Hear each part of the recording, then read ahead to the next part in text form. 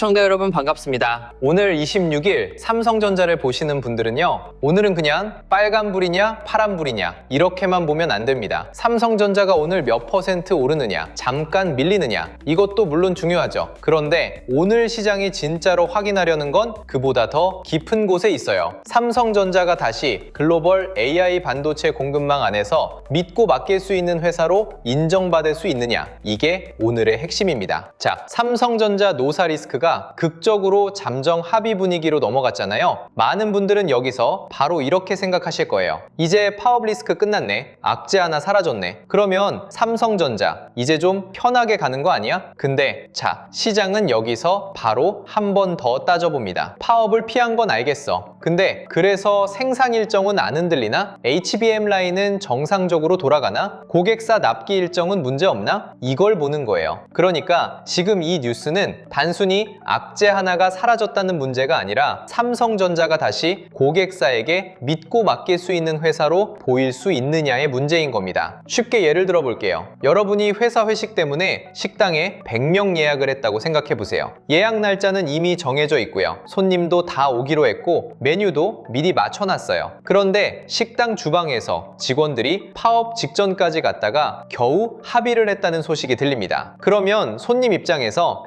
파업 안 한다니까 다행이다, 여기서 끝날까요? 아니죠. 바로 다음 생각이 듭니다. 그럼 음식은 제 시간에 나오나? 주방 분위기 괜찮나? 재료 준비는 제대로 되어 있나? 100명분을 약속한 시간에 맞춰낼 수 있나? 이걸 걱정하게 되는 거예요. 삼성전자도 똑같아요. 노사 리스크가 줄었다는 건 일단 다행입니다. 그런데 엔비디아나 빅테크 고객사 입장에서는 거기서 끝나는 게 아니에요. 그래서 HBM 물량 제때 맞출 수 있나? 수율은 안정적으로 올라오나? 라인 운영 흔들리지 않나? 다음 세대 제품 일정 밀리지 않나? 이걸 보는 거죠. 뉴스 제목은 노사 잠정 합의일 수 있지만 큰 돈이 보는 본질은 생산 신뢰 회복에 가깝습니다. 그래서 우리가 여기서 봐야 할 건 노사 합의 그 자체가 아니에요. 그 합의 이후에 생산 차질 우려가 진짜로 줄어드는지입니다. 그냥 파업 안 한다, 여기서 끝나면 약해요. 시장은 바로 한 번 더 물어봅니다. HBM 라인은 정상적으로 돌아가나? 고객사 납기 일정이 문제 없나? 다음 세대 제품 테스트 일정은 밀리지 않나? 핵심 인력이 흔들림 없이 라인을 지킬 수 있나? 이걸 확인하려고 할 거예요. 그러니까 삼성전자 주주분들은 노사 뉴스가 나오면 제목만 보시면 안 됩니다. 그 뉴스가 실제 생산 안정성으로 이어지는지, 그리고 그 안정성이 HBM 고객사 신뢰로 연결되는지까지 봐야 돼요. 그냥 파업을 피했다는 뉴스에서 멈추면 안 되고요. 시장이 다시 삼성전자를 믿을 수 있는 공급망으로 보기 시작하는지 그 흐름까지 확인해야 되는 거죠. 자, 그런데 여기서 끝내면 안 됩니다. 겉으로 보면 잠정 합의한 투표율도 높게 올라왔고요. 시장에서는 이 정도면 가결 가능성이 높은 거 아니야? 이렇게 계산할 수 있습니다. 그런데 안쪽을 조금 더 들여다보면 생각보다 간단한 문제가 아니에요. 같은 삼성전자 안에서도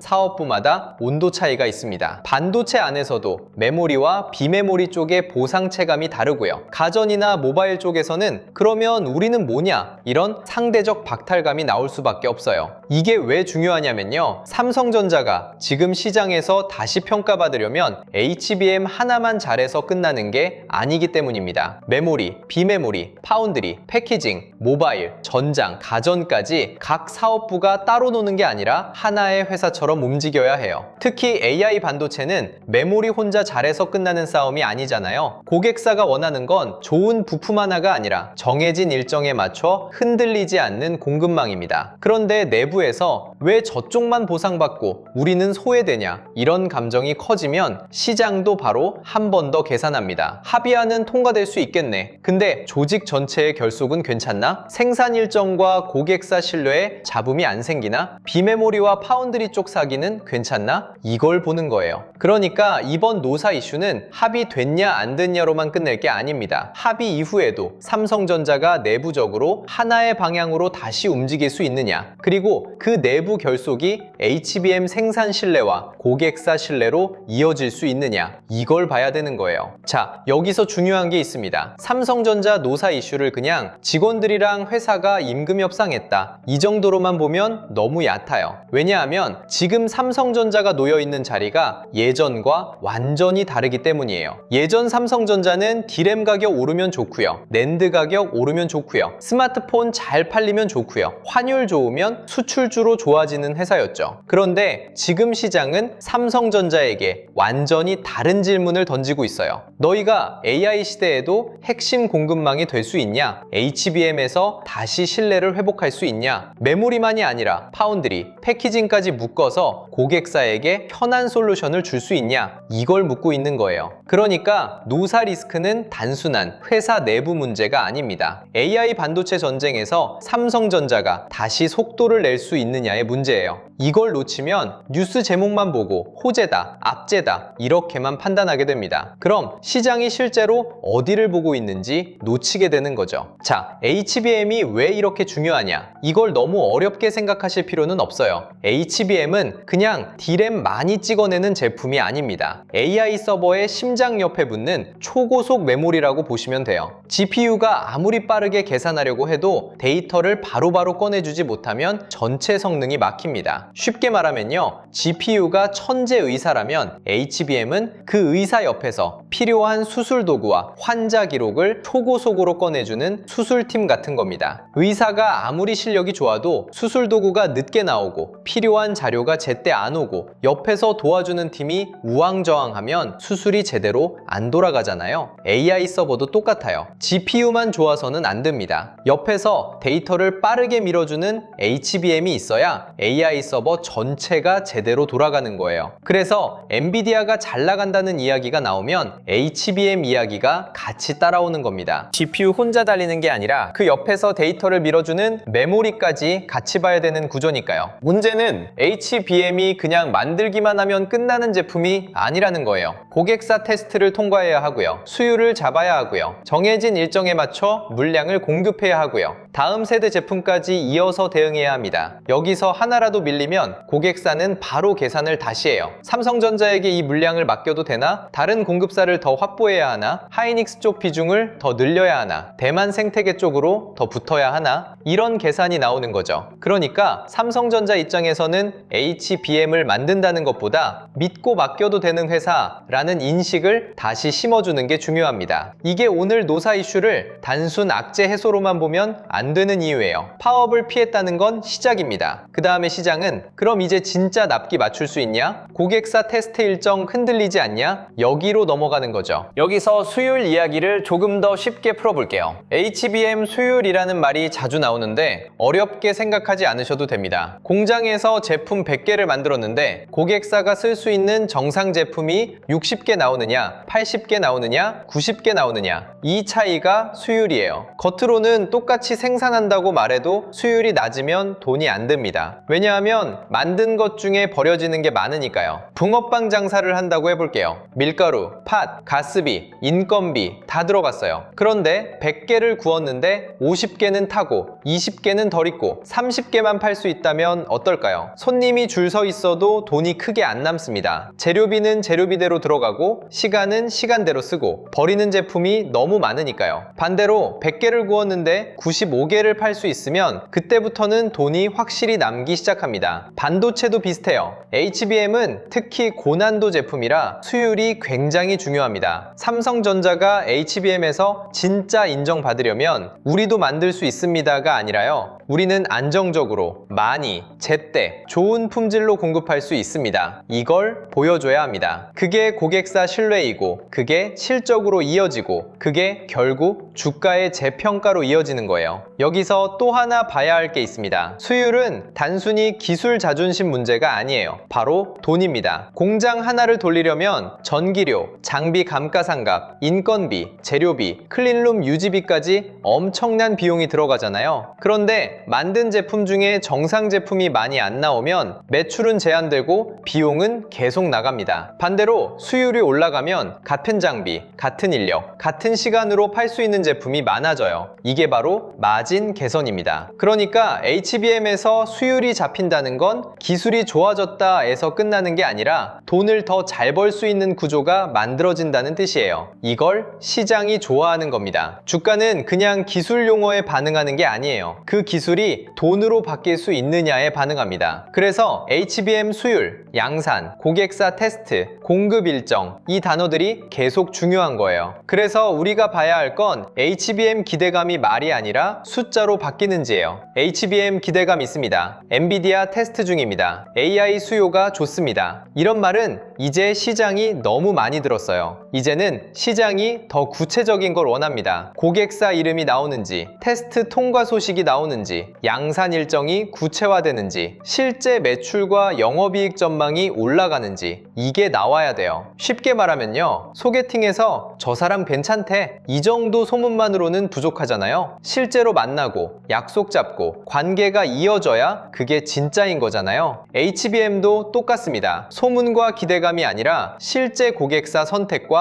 숫자로 확인돼야 해요. 삼성전자 뉴스에서 테스트, 양산, 고객사, 매출, 공급 일정 같은 단어가 얼마나 구체적으로 붙느냐, 이걸 봐야 하는 겁니다. 그냥 기대감 있다에서 끝나면 주가는 잠깐 움직일 수 있어요. 그런데 고객사와 숫자로 넘어가면 시장 평가가 달라질 수 있습니다. 그 차이가 엄청 큽니다. 이게 왜 중요하냐면요, 고객사는 기술만 보는 게 아닙니다. 고객사는 리스크를 봐요. 엔비디아나 빅테크 입장에서 삼성전자를 공급망에 넣는다는 건 단순히 물건을 하나 사는 게 아니에요. 앞으로 몇 년 동안 자기들 AI 서버 계획에 삼성전자를 넣는다는 뜻입니다. 이건 결혼이랑 비슷해요. 데이트할 때는 좋아 보여요, 이 정도로 만날 수 있죠. 근데 결혼은 다릅니다. 이 사람이 앞으로 몇 년 동안 믿을 만한 사람인가? 힘든 일이 생겨도 같이 갈 수 있나? 약속을 지키는 사람인가? 이걸 보잖아요. 고객사와 공급사 관계도 똑같습니다. 특히 AI 반도체처럼 몇 년짜리 대형 프로젝트에서는 가격만 싸다고 선택하는 게 아니에요. 제때 공급하는지, 품질이 안정적인지, 문제가 생기면 빠르게 해결하는지, 다음 세대 제품까지 같이 갈 수 있는지, 이걸 다 봅니다. 그래서 삼성전자의 노사 안정성은 HBM 신뢰와 연결되는 거예요. 그냥 회사 안 분위기가 좋아졌다, 이 정도로 끝나는 문제가 아닙니다. 고객사 입장에서 저 회사 믿고 장기 물량 맡겨도 되겠다, 이 판단으로 연결될 수 있느냐, 여기가 핵심입니다. 자, 여기서 엔비디아 이야기를 안 할 수가 없어요. 엔비디아는 지금 글로벌 AI 반도체 시장에서 거의 기준점 같은 회사가 됐습니다. 엔비디아가 잘 되면 AI 인프라 수요가 살아있다는 신호로 해석되고요. 엔비디아가 다음 플랫폼 이야기를 강하게 하면 시장 전체가 그 밑에 깔릴 부품들을 다시 계산합니다. 블랙웰, 루빈, AI 데이터 센터, 국가 AI 인프라, 기업용 AI 서버, 휴머노이드, 자율주행, 이런 이야기가 나올 때 초보 투자자는 GPU만 봅니다. 엔비디아 좋네, 여기서 끝나요. 근데 큰 돈은 다르게 봅니다. 그럼 HBM은 누가 공급하지? 고성능 디램은 누가 만들지? 서버용 SSD는 어디가 가져가지? 패키징 명목은 누가 풀지? 전력 인프라와 냉각은 어디가 맞지? 이렇게 연결해서 봐요. 쉽게 말하면요, 엔비디아가 잘 된다는 건 엔비디아만 잘 된다는 뜻이 아닙니다. AI 인프라 전체 밑바닥에 깔리는 메모리, 패키징, 장비, 소재, 전력까지 돈이 다시 계산된다는 뜻이에요. 그래서 삼성전자를 볼 때도 삼성전자 오르냐 내리냐, 여기서 멈추면 안 됩니다. 엔비디아가 만드는 AI 생태계 안에서 삼성전자가 어떤 위치를 차지할 수 있느냐, 이걸 같이 봐야 되는 거죠. 삼성전자가 GTC에서 보여준 메시지도 이 흐름과 연결해서 봐야 합니다. 삼성전자는 HBM4, HBM4E 같은 차세대 메모리만 말한 게 아니에요. 웨라루빈 플랫폼에 필요한 메모리와 스토리지, 토털 솔루션을 강조했죠. 이게 왜 중요하냐? 그냥 우리 HBM 좋아요, 이런 말이 아니라 AI 플랫폼 전체에 필요한 메모리와 스토리지, 그림을 우리가 맞춰줄 수 있습니다, 이 메시지에 가깝기 때문이에요. 쉽게 말하면요, 예전에는 우리 김치 맛있습니다 라고 말한 거라면 지금은 김치뿐 아니라 밥, 국, 반찬, 식탁 세팅까지 한 번에 맞춰드릴 수 있습니다 라고 말하는 겁니다. 고객사 입장에서는 부품 하나하나 따로 맞추는 것보다 큰 그림을 같이 맞춰주는 공급사가 편할 수 있어요. 그래서 삼성전자의 진짜 승부는 HBM 하나가 아니라 HBM과 서버 메모리, 스토리지, 패키징까지 묶는 토털 솔루션으로 가는 겁니다. 이게 단순 메모리 반등조와 AI 인프라 공급망 핵심주의 차이예요. 이 지점이 진짜 중요합니다. 삼성전자가 만약 HBM만 잘한다고 말하면 시장은 이렇게 볼 수 있어요. 좋아, HBM도 하는구나. 그런데 메모리, 스토리지, 파운드리, 패키징까지 한 번에 연결되는 그림을 보여주면 시장의 질문이 달라집니다. 삼성전자가 AI 서버 전체 구조 안에서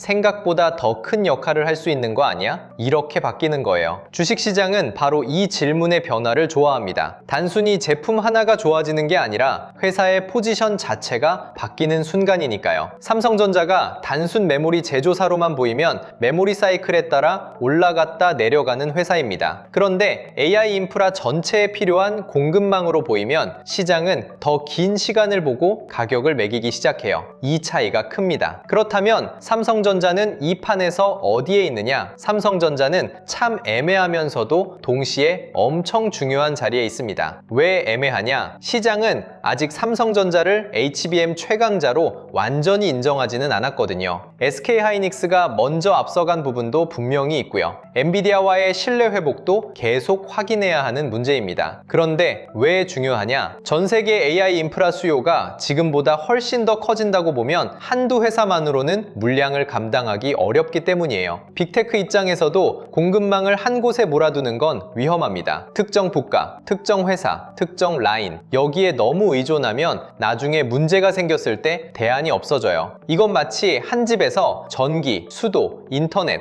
가스까지 전부 한 회사에만 맡기는 것과 비슷합니다. 편할 수는 있어요. 근데 그 회사 하나가 멈추면 집 전체가 멈춰버리죠. 그래서 큰 고객사들은 항상 대체 공급망을 원합니다. 그리고 그 대체 공급망 후보로 삼성전자는 여전히 중요한 카드예요. 단 조건이 있습니다. 실제로 신뢰를 회복해야 합니다. 후보로 남는 것과 실제로 선택받는 건 완전히 다르거든요. 그래서 우리가 집중해야 하는 건 삼성전자가 대체 공급망 후보에서 실제 선택받는 공급망으로 넘어가느냐예요. 이 차이가 진짜 큽니다. 후보는 기대감이에요. 선택은 숫자입니다. 후보는 뉴스 제목이에요. 선택은 매출입니다. 후보는 주가를 잠깐 흔들 수 있지만 선택은 기업의 가격표를 바꿀 수 있어요. 그러니까 앞으로 삼성전자 뉴스에서 봐야 할 건 막연한 기대감이 아닙니다. 고객사, 테스트, 양산, 수주, 공급 일정, 실적 전망, 이 단어들이 붙는지 봐야 해요. 이게 붙으면 시장은 삼성전자를 다시 다르게 보기 시작할 수 있습니다. 그냥 삼성전자도 HBM 한다더라가 아니라 삼성전자가 실제 고객사 공급망 안으로 들어간다더라, 이렇게 바뀌어야 하는 거예요. 이 차이를 봐야 합니다. 자, 그렇다면 삼성전자가 다시 강하게 인정받으려면 무엇을 보여줘야 하냐? 첫 번째는 HBM 수율입니다. 두 번째는 공급 일정이에요. 세 번째는 고객사 테스트 통과입니다. 그리고 여기에 하나 더 붙는 게 파운드리와 패키징을 묶은 턴키 경쟁력입니다. 턴키라는 말도 어렵게 들릴 수 있는데 쉽게 말하면 이런 거예요. 여러분이 이사를 한다고 해보세요. 예전에는 인테리어 업체 따로, 가구 업체 따로, 전기 업체 따로, 청소 업체 따로 불러야 했어요. 그러면 일정 맞추기도 어렵고 중간에 문제가 생기면 서로 책임을 미루죠. 이건 전기업체 문제입니다. 이건 인테리어 업체 문제입니다. 이건 가구업체 문제입니다. 이렇게 돼요. 근데 한 회사가 설계부터 시공, 가구, 전기, 청소까지 한 번에 다 책임져 준다면 어떨까요? 고객 입장에서는 훨씬 편하죠. 반도체에서 삼성전자가 말하는 장점이 바로 이런 겁니다. 메모리도 있고요. 파운드리도 있고요. 패키징도 있고요. 한 회사 안에서 묶을 수 있는 구조가 있어요.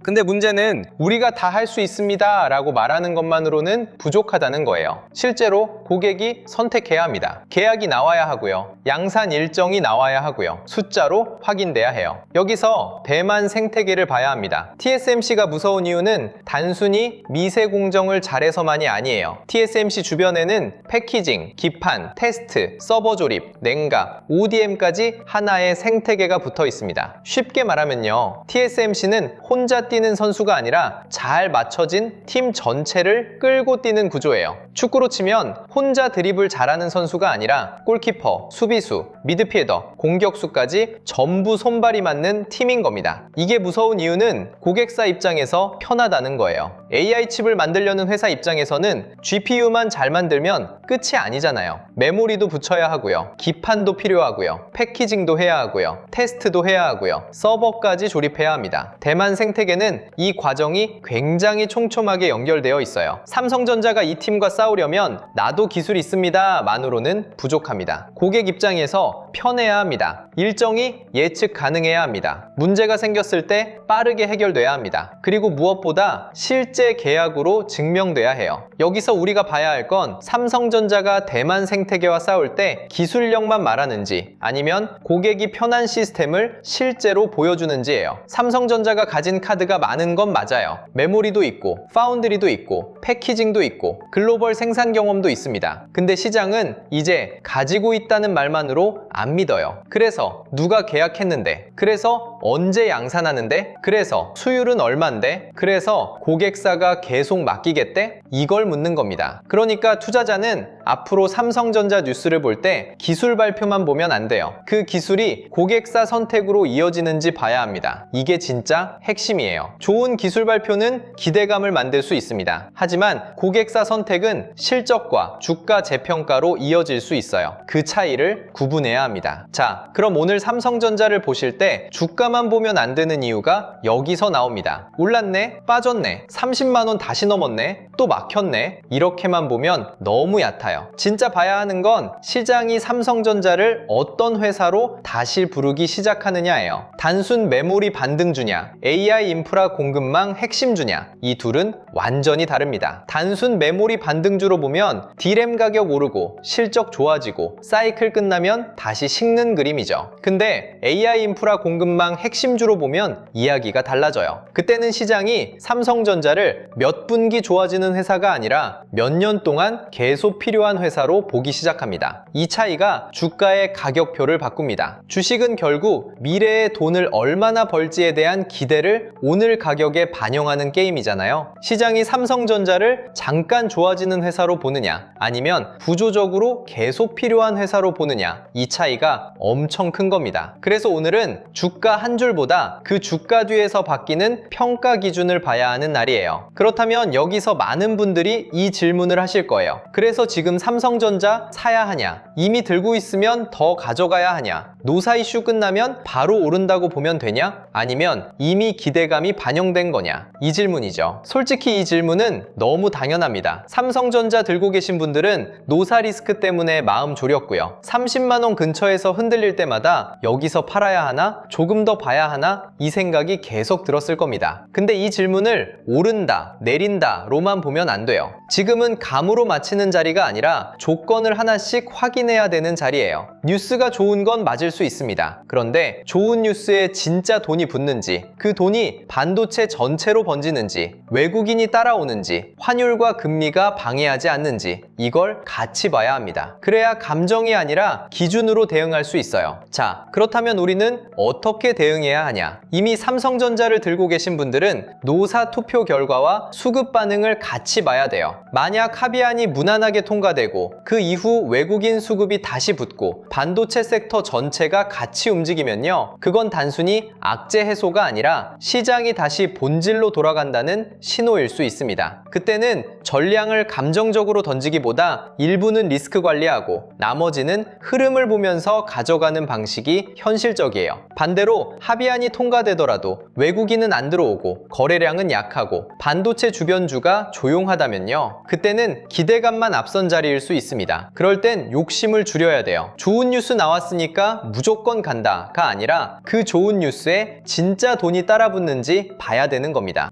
새로 들어가려는 분들은 뉴스만 보고 급하게 따라가면 안 됩니다. 노사 리스크 끝났다더라, HBM 기대감 있다더라, 엔비디아 실적 좋다더라, 이 세 문장만 듣고 들어가면 보통 가장 뜨거운 자리에서 사게 돼요. 신규 진입은 합의 결과가 나온 뒤 시장이 어떻게 반응하는지 봐야 됩니다. 외국인이 사는지, 기관이 받쳐주는지, 반도체 장비, 소재, 후공정 쪽까지 같이 움직이는지, 거래량이 다시 살아나는지, 이걸 확인하고 들어가도 늦지 않습니다. 않습니다. 진짜 강한 장은 하루만 움직이고 끝나지 않아요. 확인하고 들어가는 게 감정으로 쫓아가는 것보다 훨씬 오래 갑니다. 쉽게 말하면요, 묻힐까봐 사는 게 아니라 확인하고 들어가는 습관을 가져야 합니다. 그래야 고점에서 끌려 들어가는 실수를 줄일 수 있어요. 비중이 큰 분들은 더 냉정해야 돼요. 삼성전자가 아무리 좋아 보여도 내 계좌에서 비중이 너무 크면 작은 흔들림에도 멘탈이 무너집니다. 그러면 분석은 잘해놓고 결국 호가창 보고 감정으로 팔게 돼요. 비중이 큰 분들은 무조건 간다 또 위험하고요, 무조건 팔자 또 위험합니다. 일부는 현금화해서 마음을 안정시키고 나머지는 노사 결과, 외국인 수급, HBM 관련 뉴스, 반도체 섹터 확산을 보면서 분할로 대응하는 게 현실적이에요. 쉽게 말하면요, 이번 구간은 한 방에 맞히는 자리가 아니라 확인하면서 따라가는 자리입니다. 이게 진짜 대응이에요. 주식에서 오래 살아남는 사람은 항상 정답을 맞히는 사람이 아닙니다. 틀렸을 때 덜 다치고 맞았을 때 오래 끌고 갈 수 있는 사람이에요. 그래서 기준이 중요합니다. 자, 그런데 여기서 금리와 환율도 빠지면 안 됩니다. 아무리 삼성전자 뉴스가 좋아도 외국인이 한국 주식을 살 때는 삼성전자 하나만 보고 들어오는 게 아니에요. 환율까지 계산합니다. 외국인 입장에서 삼성전자가 좋아 보여도 원화가 흔들리고 미국 금리가 다시 튀고 달러가 강해지면 계산이 복잡해져요. 삼성전자는 좋은데 환율까지 감소하면서 지금 이 가격에 들어갈 이유가 충분해? 이 질문이 나오는 겁니다. 쉽게 말하면요, 좋은 물건을 발견했는데 배송비가 너무 비싸면 다시 계산하게 되잖아요. 외국인에게 환율 리스크가 딱 그런 느낌입니다. 그래서 삼성전자가 진짜 강하게 가려면 기업 뉴스, 외국인 수급, 환율, 금리 이 네 가지가 같이 맞아야 돼요. 하나만 좋아서는 잠깐 튈 수는 있어도 힘있게 오래 끌고 가기는 어렵죠. 금리 얘기도 조금 쉽게 풀어볼게요. 금리가 낮을 때는 사람들이 미래 성장 이야기에 돈을 더 잘 줍니다. 지금 당장 돈을 많이 못 벌어도 앞으로 크게 벌 거야, 이 논리가 잘 먹혀요. 근데 금리가 올라가면 시장의 태도가 달라집니다. 앞으로 돈 벌 거라는 건 알겠는데 그걸 지금 가격으로 너무 비싸게 사야 돼? 이렇게 따지기 시작해요. 쉽게 말하면요, 친구가 1년 뒤에 돈을 갚겠다고 했을 때 은행이자가 낮으면 기다려줄만 하죠. 근데 은행이자가 높으면 굳이 내가 1년을 기다려야 돼? 이 생각이 들잖아요. 주식도 비슷합니다. 삼성전자가 앞으로 AI 반도체로 돈을 더 벌 수 있다는 기대는 좋아요. 그런데 금리가 높아지면 시장은 그 미래 이익을 조금 더 깎아서 보게 됩니다. 그래서 삼성전자 같은 대형 성장 기대주도 금리와 환율을 같이 봐야 하는 거예요. 좋은 기업이어도 돈의 가격이 비싸지면 주가가 쉬어갈 수 있습니다. 환율도 마찬가지예요. 외국인은 삼성전자를 원화로 삽니다. 그런데 나중에 수익을 달러로 바꿔서 가져가야 하잖아요. 삼성전자 주가가 올라도 원화 가치가 흔들리면 외국인 입장에서는 수익이 줄어들 수 있어요. 쉽게 말하면요, 한국에서 물건을 싸게 잘 샀는데 나중에 달러로 바꾸는 과정에서 손해가 나면 전체 장사가 애매해지는 겁니다. 그래서 외국인이 삼성전자를 살 때는 삼성전자 실적만 보는 게 아니에요. 원화 흐름, 달러 흐름, 미국 국채금리, 한국 시장 전체 분위기, 반도체 ETF 자금, 선물 포지션, 이걸 같이 봅니다. 삼성전자 뉴스가 아무리 좋아도 외국인 수급과 환율, 금리가 같이 맞아야 진짜 강한 흐름이 나올 수 있어요. 이걸 못 보면 좋은 뉴스 나왔는데 왜 안 가지? 이런 답답함만 생깁니다. 그렇다면 오늘 26일 시장에서 우리가 주목해야 할 건 정리하면 이겁니다. 노사 잠정 합의안이 무난하게 받아들여질 가능성이 커지는지, 그 뉴스가 단순 악재 해소가 아니라 생산 신뢰 회복으로 해석되는지, HBM 기대감이 고객사, 테스트, 양산, 매출 전망 같은 구체적인 숫자로 바뀌는지, 삼성전자만 움직이는 게 아니라 반도체 장비, 소재, 후공정, 전력 인프라까지 돈이 번지는지, 환율과 금리가 외국인 수급을 방해하지 않는지, 이 흐름을 봐야 합니다. 오늘 장을 올랐다, 빠졌다로만 보면 놓칩니다. 오늘은 삼성전자가 악재를 피한 회사인지 아니면 다시 신뢰를 쌓기 시작한 회사인지 시장이 구분하는 날에 가깝습니다. 그러니까 뉴스 제목에 여기에서 멈추면 안 되고요. 그 뉴스가 실제 생산 안정성으로 이어지는지, 고객사 선택으로 이어지는지, 외국인 돈으로 이어지는지, 반도체 전체 확산으로 이어지는지까지 봐야 되는 거예요. 자, 그런데 문제는요. 이 기준을 말로 들을 때는 쉬워요. 아, 노사 리스크는 생산 신뢰랑 연결되는구나. 아, HBM은 고객사 신뢰가 중요하구나. 아, 외국인은 환율과 금리까지 같이 보는구나. 이해는 됩니다. 그런데 막상 장이 열리면 호가가 움직이고 내 종목이 흔들리고 커뮤니티에 수익 인증 올라오면 머리가 하얘져요. 그래서 기준이 필요한 겁니다. 기준 없이 매매하면 뉴스를 보는 게 아니라 감정에 끌려다니게 돼요. 오늘 삼성전자 뉴스가 좋다고 해서 무조건 따라가고 내일 조금 흔들린다고 바로 던지고 다음날 다시 오르면 또 후회하는 흐름. 개인 투자자분들이 제일 많이 당하는 패턴이죠. 이걸 끊어내야 합니다. 우리 같은 개인 투자자분들이 제일 많이 당하는 패턴이 있죠. 처음엔 무서워서 못 사요. 조금 오르면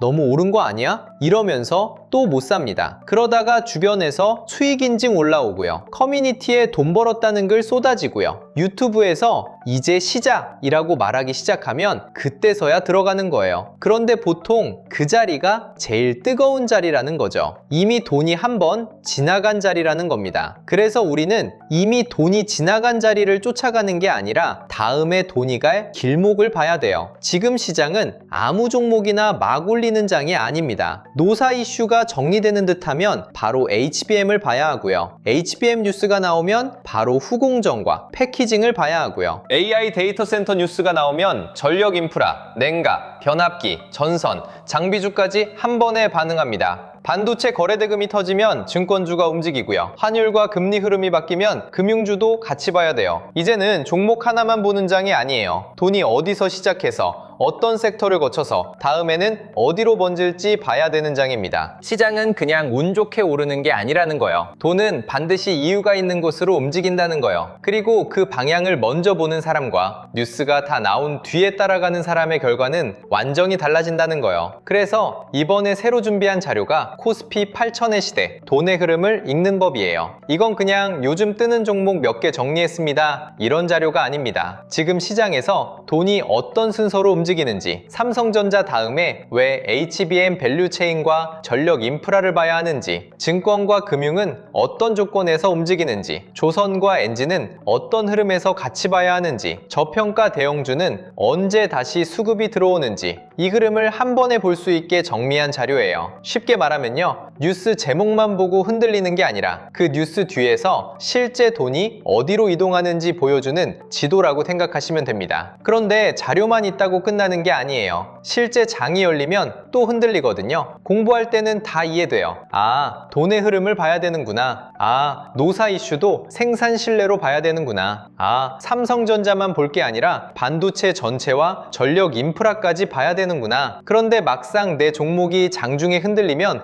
머리가 하얘집니다. 반대로 갑자기 확 올라오면 지금 안 사면 놓치는 거 아니야? 이 생각부터 들어요. 그래서 실전에서는 이론만으로 부족합니다. 내가 지금 들어가도 되는 자리인지, 기다려야 되는 자리인지, 익절을 고민해야 되는 자리인지 최소한의 기준이 있어야 돼요. 그래서 같이 준비한 게 AI 주식 보조지표 템플릿이에요. 이 지표는 어렵게 만든 게 아닙니다. 실제 차트 위에서 매수 구간, 매도 구간, 관심 구간을 직관적으로 볼 수 있게 만든 실전용 도구예요. 물론 100% 맞는 지표는 없어요. 그런 건 세상에 없습니다. 그런데 기준 없이 감으로 들어가는 거랑 데이터 기반 신호를 보고 대응하는 건 완전히 달라요. 주식에서 진짜 위험한 건 한 번 틀리는 게 아니에요. 기준 없이 매매하는 겁니다. 기준이 있으면 틀려도 복귀가 돼요. 기준이 없으면 맞아도 불안하고요. 틀리면 크게 무너집니다. 차트 잘 모르시는 분들도 걱정 안 하셔도 돼요. 지표만 툭 던져드리는 게 아니라 지표 사용 설명서까지 같이 준비했어요. 어떤 신호에서 진입을 봐야 되는지, 어떤 구간에서는 기다려야 되는지, 손절과 익절 기준은 어떻게 잡아야 되는지, 그리고 매매가 끝난 주에는 어떻게 기록하고 복귀해야 되는지까지 쉽게 정리해뒀어요. 여러분이 더 이상 커뮤니티 글 하나 보고 흔들리고요. 유튜브 제목 하나 보고 따라 들어가고요. 뉴스 속보 하나 보고 던지는 매매에서 조금씩 벗어나야 하기 때문이에요. 지금 시장은 기회가 있어요. 그런데 기준 없는 사람한테는 기회가 아니라 변동성입니다. 기준이 있는 사람한테는 이 변동성이 오히려 기회가 되는 거죠. 이번에는 전자책이랑 보조지표만 드리는 게 아니에요. 실제로 장을 보실 때 바로 활용하실 수 있는 추가 자료들도 같이 준비했어요. 시장 흐름을 한눈에 보는 시장 모니터링 대시보드, AI 기준으로 종목을 걸러보는 AI 종목 스크리닝 리스트, 매매 전에 확인하는 투자 체크리스트와 원칙 카드, 섹터별 자금 흐름을 정리한 섹터 테마 분석 리포트, 그리고 내가 왜 사고 팔았는지 기록하는 실전 매매 기록 템플릿까지 준비했어요. 이 자료는 받아놓고 끝나는 자료가 아니에요. 장을 보기 전 기준 잡고요. 장 중에 흔들릴 때 다시 보고요. 장 끝나고 복귀할 때 쓰는 실전용 자료입니다. 받는 방법도 어렵지 않아요. 영상 아래 구독과 좋아요 눌러주시고요. 댓글창에 구독 완료라고 남겨주세요. 그리고 영상 하단 설명란 링크로 신청해 주시면 됩니다. 신청만 해주시면 자료 받아보실 수 있게 바로 안내 드릴게요. 사칭이나 유료 리딩방 유도는 꼭 조심하시고요. 마지막으로 오늘 장에서 꼭 기억하셔야 할 건 이겁니다. 오늘 삼성전자는 단순히 노사 이슈가 끝났냐를 보는 날이 아닙니다. 이 회사가 다시 AI 반도체 고객사에게 믿을 수 있는 공급망으로 인정받을 수 있느냐를 보는 날이에요. 그래서 우리가 주목해야 할 건 주가 한 줄이 아니라 생산 신뢰, 내부 결속, HBM 숫자와 고객사 선택, 대만 생태계와의 경쟁, 외국인 수급입니다. 뉴스는 누구나 봅니다. 그런데 뉴스 뒤에서 돈이 어디로 움직이는지는 준비된 사람만 봐요. 오늘도 감정 말고 기준으로 보셔야 됩니다. 오늘 영상은 여기서 마치고요. 다음 영상에서는 삼성전자가 이 흐름을 실제 수급으로 이어갈 수 있을지, 그리고 반도체에서 시작된 돈이 어떤 섹터로 번질 가능성이 큰지 더 자세하게 짚어드리겠습니다. 끝까지 시청해주셔서 감사합니다.